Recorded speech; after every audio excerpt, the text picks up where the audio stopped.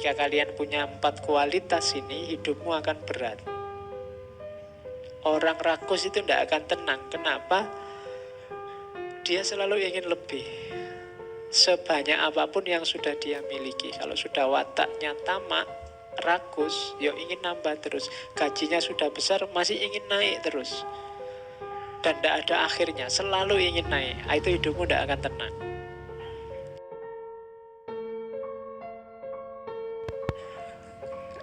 Ada kata emas, saya ingat tulisannya Aristoteles tentang Pitagoras. Di antara karomahnya Pitagoras, itu satu ketika di arena Olimpiade, Pitagoras ini membuka kakinya. Jadi kakinya ditunjukkan ke orang banyak dan orang melihatnya kakinya Pitagoras itu berkilau, kayak terbuat dari emas. Jadi itu di antara keajaiban yang dilakukan oleh seorang Pitagoras. Oke, cuma ini bukan itu. Ini Golden Verses. Golden Verses isinya 71 ayat. Hanya saja tidak mungkin saya baca 71 dijelaskan satu-satu. Nanti kamu cari sendiri. Saya bawa potongan-potongan beberapa ayat Pitagoras. Oke, diawali dengan, itu bukan bismillah ya. Ya, meskipun kalimatnya bisa ke sana. Pertama, sembahlah Tuhan sebagaimana telah ada dan ditetapkan dalam hukum. Sembahlah Tuhan. Jadi, ya dalam hukum itu maksudnya sesuai aturan. Kalau bahasa kita sesuai syariatnya. Jadi ayat Pitagoras dibuka dengan sembahlah Tuhan. Bismillahirrahmanirrahim. Mungkin itu kalau kita sekarang hari ini. Oke, 2, 3, 4 saya loncati tentang ketuhanan sebenarnya. Saya awali dari 5. Katanya Pitagoras, ini pesan, di antara semua manusia, jadikanlah sahabat mereka yang menegaskan dirinya dengan kebajikan. Jadi ini tentang mencari teman. Selalu dengarkan nasihat-nasihat mereka dan ambil teladan dari kebajikan dan tindakan bermanfaat mereka. Cari teman yang tegas kebaikannya, yang jelas baik. Karena apa? Teman itu mempengaruhimu. Mungkin tidak kata-kata, mungkin tidak tindakannya, tapi auranya mempengaruhimu. Paling tidak. Kalau berteman dengan orang yang keras, kasar, sedikit banyak kalian akan terpengaruh. Berteman dengan orang yang lemah lembut, bukan lemah gemulai ya. Ya kamu akan terpengaruh lemah lembut. Kan kayak peribahasa itu. Kalau berteman dengan penjual parfum, kamu akan ikut wangi. Berteman dengan perokok, kamu akan bau asap rokok. Berteman dengan penjual yang tukang besi, ya, kamu juga akan ikut bau hangus dan seterusnya. Jadi teman itu mempengaruhimu. Kalau di teori kayak di Hasrat Inayat Khan kemarin kan ada medan-medan energi, setiap orang dengan medan energinya. Medan energi ini saling menelan. Kalau kamu jiwa yang kuat, kamu yang bisa mempengaruhi temanmu. Tapi kalau jiwamu lemah, kamu dipengaruhi oleh teman. Saya tidak tahu siapa yang mempengaruhi, siapa yang dipengaruhi. Cari yang aman saja. Ambil teman yang baik.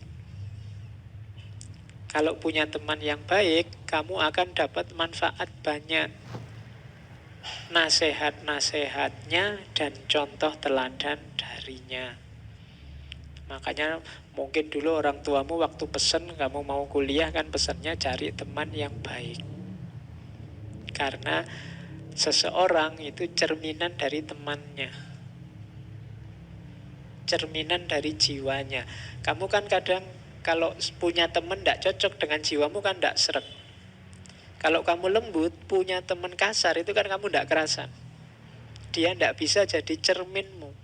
Yang bisa jadi cerminmu itu yang mirip kayak kamu. Kamu cerewet, kok punya teman pendiam. Ini dua-duanya mesti tidak kerasan. Yang satu sebel, ini punya teman kok ngomong terus tidak diam-diam. Yang satu juga gelisah, ini punya teman tidak ngomong-ngomong, jangan-jangan nggak suka sama. Ya kan, frekuensinya beda. Nah, ini biasanya terus siapa yang energinya lebih kuat, dia yang menang, dia yang makan. Jadi kalau yang energinya lebih kuat, yang cerewet, ya nanti lama-lama yang pendiam ini terpengaruh jadi cerewet. Tapi kalau yang kuat, yang pendiam ini, mungkin yang cerewet lama-lama juga jadi pendiam. Karena diajak ngomong gak respon-respon, nah akhirnya menang kabeh. Jadi maka hati-hati cari teman. Jadi kalian adalah cerminan dari temanmu sebenarnya. Seperti apa temanmu, kira-kira tidak jauh disitulah kalian. Dan hindarilah sebanyak mungkin membenci temanmu karena kesalahan kecil. Kalau sudah punya teman, manusia itu tidak ada yang sempurna. Kadang-kadang salah, kadang-kadang keliru. Tugasnya harusnya saling mengingatkan. Jangan kalau temanmu salah kecil dikit aja terus putus persahabatan kita. Aku benci, gak mau ketemu lagi. Tidak. Jadi, ya kalau kesalahan-kesalahan kecil yang luaslah hatimu. Saudaramu itu kan juga manusia. Kadang bisa keliru, kadang bisa salah ngomong, salah langkah. Masa sama temen aja salah ngomong dilaporkan polisi kan enggak. Ya, sekarang kan banyak begitu. Janganlah. Jadi kalau hanya kesalahan-kesalahan yang enggak esensial, maafkanlah, jangan dibenci. Nah, itu rumus hidup awal dari Pitagoras. Karena kunci kesuksesan nanti ada di sini. Makanya Pitagoras mendirikan brotherhood, semacam torekot, biar bisa bareng-bareng orang yang punya frekuensi sama, biar lebih cepat untuk mencapai ideal yang diinginkan. Terus yang kedua, ini tentang hal lain lagi. Ini saya loncat-loncat karena kalau saya urut sampai 71 waktunya nggak nyampe. Ketahuilah semua hal seperti yang sudah aku sampaikan. Dan biasakan dirimu menaklukkan dan mengalahkan hal berikut. Kerakusan, kemalasan, nafsu, dan kemarahan. Jadi perhatikan 4 hal ini. 4 hal ini adalah faktor yang paling banyak menaklukkan, mengalahkan, dan menghancurkan orang. Rakus, malas, nafsu, dan marah. Tadi kemarahan sudah dijelaskan bisa membuat orang kehilangan kontrol. Nafsu, ambisi membuat orang kadang menghalalkan semuanya. Males membuat orang tidak ngapa-ngapain. Rakus juga membuat orang melakukan hal-hal yang tidak seharusnya. Kalau dalam jiwamu ada satu di antara 4 itu, cepat-cepat diperbaiki dan kalahkanlah. Jangan rakus, jangan males, jangan dikendalikan oleh ambisi, nafsu, dan jangan disetir oleh kemarahan. Ketika kalian punya 4 kualitas ini, hidupmu akan berat. Orang rakus itu tidak akan tenang. Kenapa? Dia selalu ingin lebih. Sebanyak apapun yang sudah dia miliki. Kalau sudah wataknya tamak, rakus, ya ingin nambah terus. Gajinya sudah besar, masih ingin naik terus. Dan tidak ada akhirnya, selalu ingin naik. Itu hidupmu tidak akan tenang. Yang kedua, males. Kalau ini nggak saya jelaskan karena kalian sudah pengalaman. Ya, jadi bagaimana indahnya bermalas-malasan. Jadi hati-hati, taklukkanlah. Karena kalau tidak kalian akan tergilas. Apalagi hari ini zaman itu geraknya cepat luar biasa. Jangan malas. Yang ketiga, ambisi, nafsu. Kalau ini nggak perlu saya jelaskan. Orang ambisius, orang bernafsu itu pasti hidupnya juga tidak tenang. Dikejar oleh ambisi. Dan yang terakhir kemarahan, itu pasti. Jadi rakus, kemudian malas, kemudian nafsu, kemudian marah. Taklukkanlah ini. Dan jangan lakukan kejahatan baik ada orang lain maupun sendirian. Pak, saya itu sering bohong, tapi nggak ada orang kok Pak saya bohongnya. Nggak usah. Nggak, janganlah, apapun kejahatan, apapun kejelekan, jangan dilakukan ada orang atau tidak. Kemudian, namun di atas semuanya, hargailah dirimu. Iya sih, kamu perangilah kerakusan, kemalasan, nafsu, kemarahan, kejahatan. Kalau kamu punya kualitas-kualitas tadi, berjuanglah. Meskipun begitu, tetap hargai dirimu. Banyak orang yang tidak menghargai dirinya sendiri, terlalu rendah memandang dirinya. Orang yang terlalu rendah memandang dirinya itu berarti dia tidak bersyukur dengan kenikmatan yang sedang dia raih. Jadi hargai dirimu. Iya sih, kamu itu kadang-kadang ada rakusnya, tapi kamu masih manusia yang berharga, punya nilai, punya martabat, punya harga diri kok. Iya, kamu punya kekurangan, malas, tapi kamu masih manusia, makhluk paling mulia di muka bumi, dan seterusnya. Jadi jangan tidak menghargai dirimu. Banyak orang yang selalu memarahi dirinya. Tiap hari memarahi dirinya. Aku itu kok gini ya, sering dosa, sering dimarahi terus dirinya. Tidak, hargai juga dirimu. Oke, jadi manusia itu masih bisa berharap situasi apapun yang dihadapinya. Terus, kalau ini tentang musibah, tentang semua musibah yang dialami manusia, yang sudah menjadi ketetapan Tuhan, hadapilah dengan sabar sebagaimana adanya dan jangan pernah mengeluh. Namun tetaplah berusaha semampumu untuk mengatasinya. Nah, ini agak sulit. Kadang-kadang kita sabar itu terus diartikan pasif. Sabar saja saya Pak, entahlah lulusnya kapan, Allah sudah nulis kok saya lulus kapan. Tidak boleh gitu. Sabar ya, tapi tetap berusaha semampumu untuk mengatasinya. Jadi, berusahalah. Hasilnya apa? Terimalah dengan sabar. Sederhananya kan begitu. Hidup saya susah sekali Pak. Ya, terima saja kesulitanmu sambil tetap berjuang semampumu. Itu saja sebenarnya tugas kita, tidak rumit-rumit. Tidak ada orang yang bebas musibah, bebas masalah. Jalanlah sesuai dengan situasimu. Lakukan semampumu. Jangan dipotong-potong. Ada orang yang berusaha saja tapi tidak ada sabarnya. Ada orang yang sabar saja tidak ada usahanya. Dua-duanya kurang lengkap. Hidup ini sering saya jelaskan ada sunnatullah, ada kudratullah.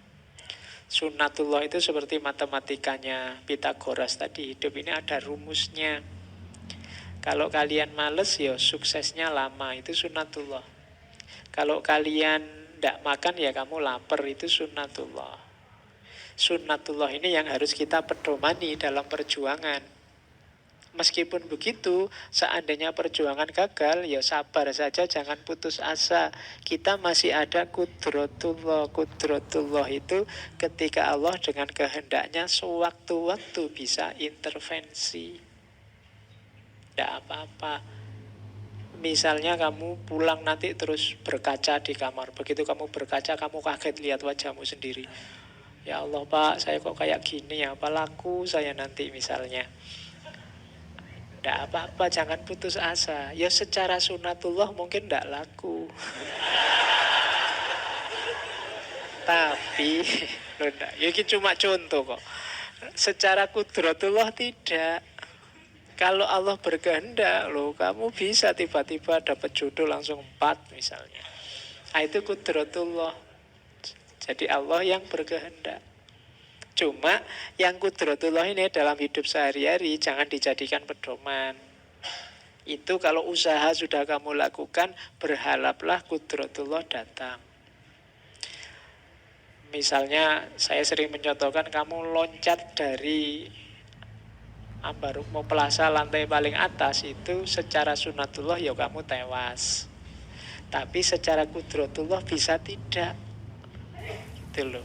Misalnya pas kamu loncat kok tiba-tiba bareng di bawah ada truk yang bawa kasur banyak itu. Terus pas di situ lu ndak jadi tewas. Nah itu kudratullah. Tapi yang kamu pedomani yang sunatullah, jangan kudratullah. Nanti kamu kalau nggak tewas juga ndak kok, kalau Allah nggak nakdir juga ndak, terus kamu loncat ya ndak. Yang dipedomani yang sunatullah. Meskipun nanti seandainya hasilnya tidak seperti yang kamu harapkan, ndak apa-apa. Allah bisa intervensi. Di situ gunanya doa. Makanya kita disuruh beriman itu pada qada dan qadar. Qada itu yang sunatullah tadi, yang qadar yang kudratullah. Jadi sama seperti yang diucapkan oleh Pitagoras, meskipun Pitagoras tidak pakai ayat. Jadi isinya sama. Jadi tentang musibah, sabarlah. Kemudian tetap berusaha semampumu untuk mengatasinya. Karena sabar juga bisa jadi senjata. Hadapilah dengan sabar itu berarti menjadikan sabar senjata menghadapi musibah. Dan ini kan ada ayatnya. Wasta'inu bisobri wassalah. Minta tolonglah dengan senjata sabar dan sholat. Nah itu. Cuma di sini tidak ada sholatnya, wong Pitagoras tidak muslim. Oke, terus